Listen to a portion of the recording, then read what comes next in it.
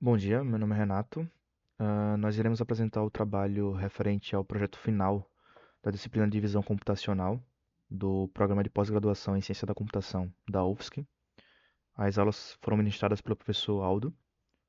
O meu grupo é formado por mim, Renato, Júlio Staverne e Mateu Ivan. Ambos são alunos de graduação que fazem intercâmbio aqui na UFSC, eles são franceses. E como eles não falam muito bem português, eu irei conduzir toda essa apresentação. Bom, o nosso trabalho está dividido de forma geral em cinco partes, né? A primeira parte apresenta o problema e a motivação, o objetivo, qual a metodologia proposta para esse trabalho, falar um pouco sobre a avaliação e resultados e as nossas conclusões.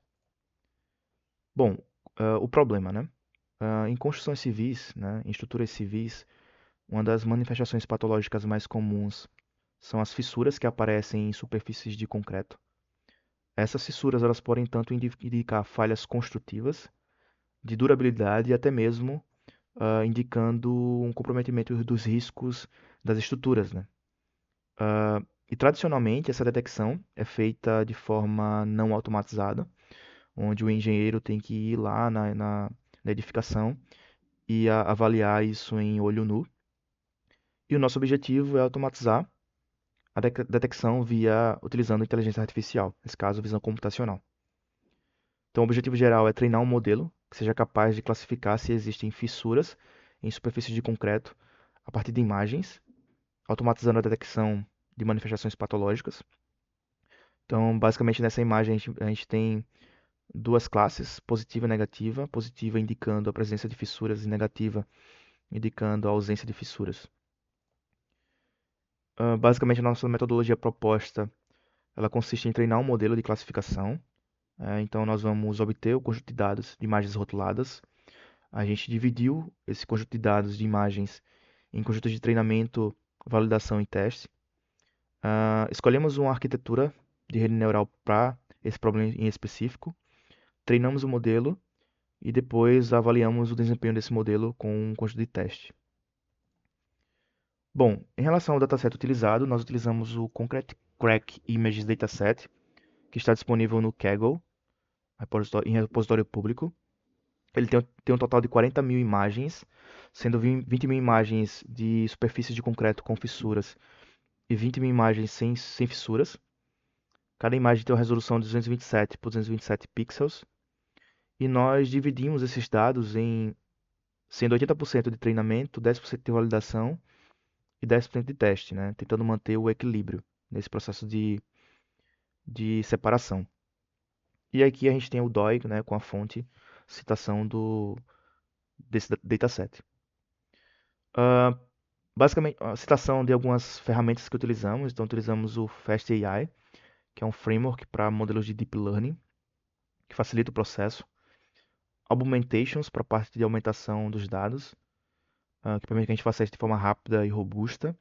LapixDL, né, para a gente pegar algumas métricas e fazer algumas análises visuais. Matplotlib, para gráficos e visualizações. E o Kaggle Hub, para fazer a importação e o download diretamente do Kaggle dos nossos dados. Bom, um dos primeiros processos que nós fizemos após a separação dos dados em treinamento, validação e teste é a aplicação de generalização. Então, nós utilizamos quatro tipos de modificações: flip horizontal, rotação aleatória, mudança de brilho e contrastes aleatórios e mudanças de inclinação, com a ideia de evitar overfitting e simular diferentes condições reais.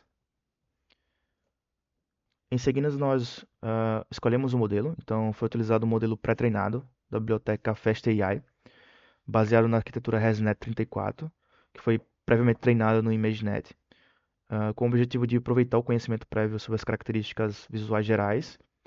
E o nosso processo de treinamento ele seguiu uma estratégia de fine-tuning progressivo, que é composta de duas etapas. Então, o primeiro stage é o treinamento inicial, onde somente a cabeça do modelo, as últimas camadas, foi treinada, mantendo o restante da rede congelada. E o stage 2, onde a rede completa foi descongelada, para permitir a atualização dos pesos do backbone pré-treinado. Bom, para avaliação do modelo, as principais métricas que nós utilizamos foram acurácia, né, que vai medir a proporção de predições corretas sobre o total, F1 score, que é especialmente útil em cenários desbalanceados, de classes desbalanceadas, pois vai harmonizar a precisão e o recall.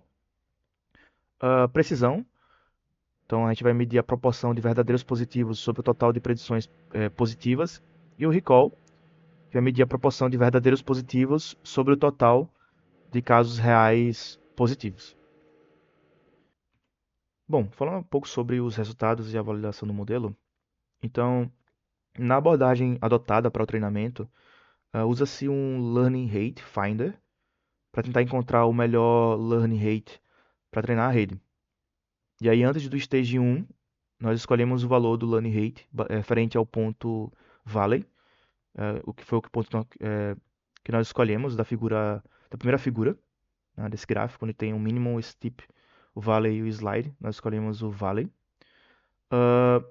Na outra figura, na direita, mostra-se uma curva de perda durante a primeira etapa do treinamento, onde no eixo X temos as interações e no eixo Y o valor da perda. A linha azul representa a perda de um conjunto de treino, que começa alta e cai rapidamente, mostrando que a rede está aprendendo bem. Já a linha laranja ela mostra a perda no conjunto de validação, que permanece baixa e estável. Isso não indica uma presença de overfitting nesse estágio iniciais. Já essas duas outras figuras são referentes ao Stage 2, então fizemos o mesmo processo.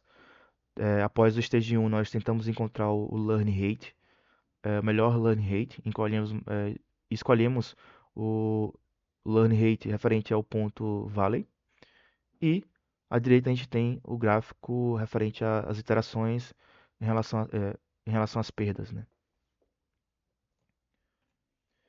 Bom, ainda sobre os resultados e avaliação do modelo, né? Como nós falamos anteriormente, a avaliação do modelo foi conduzida de forma quantitativa, utilizando as métricas como acurácia, precisão, recall, F1 score e a matriz de confusão. E esse quadro, ele resume os principais resultados. Então, esses resultados aqui mostram que o modelo alcançou um excelente desempenho nessa tarefa de classificação binária, com acurácia geral de 99,9% sobre 4.000 imagens de teste. As métricas F1 Score, precisão e recall também apresentaram valores de 99,9%, indicando que houve um equilíbrio entre as predições corretas e a capacidade de identificar ambas as classes. Também coloquei a matriz de confusão, que mostra que apenas 4 erros no total, sendo 3 falsos positivos, né? As imagens sem fissura, que foram classificadas como com fissura, e um falso negativo, que são as imagens com fissura, que foram classificadas como sem fissura.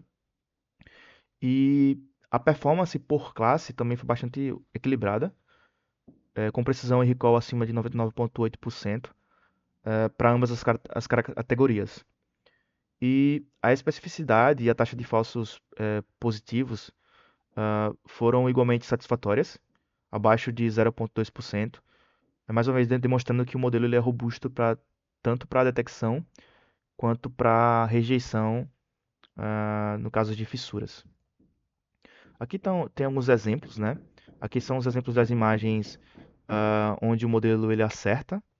Então, a primeira imagem é uma superfície com fissura, a segunda também. Aqui temos uma superfície sem fissura e aqui temos uma superfície com fissura mais uma vez, onde o modelo acerta. Os 4 erros são nessa imagem. Nessa primeira imagem aqui, o label real era negativo, né, e o predito foi positivo.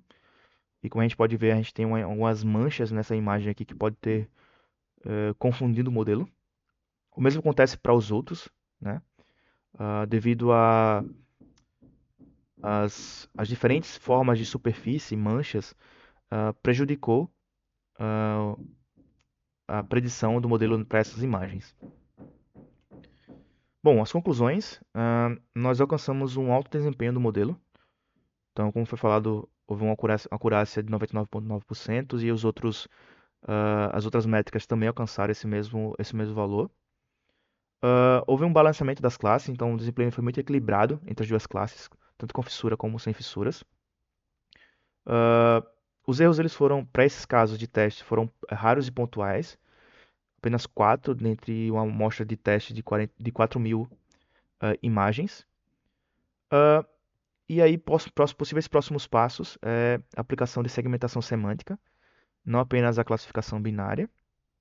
E aí, a apresentação de uma limitação desse trabalho é que esse modelo ele foi treinado com imagens padronizadas, e aí mudanças de um tipo de câmera, iluminação externa ou escalas da fissura podem provavelmente afetar o desempenho em campo. Bom, era isso. Obrigado.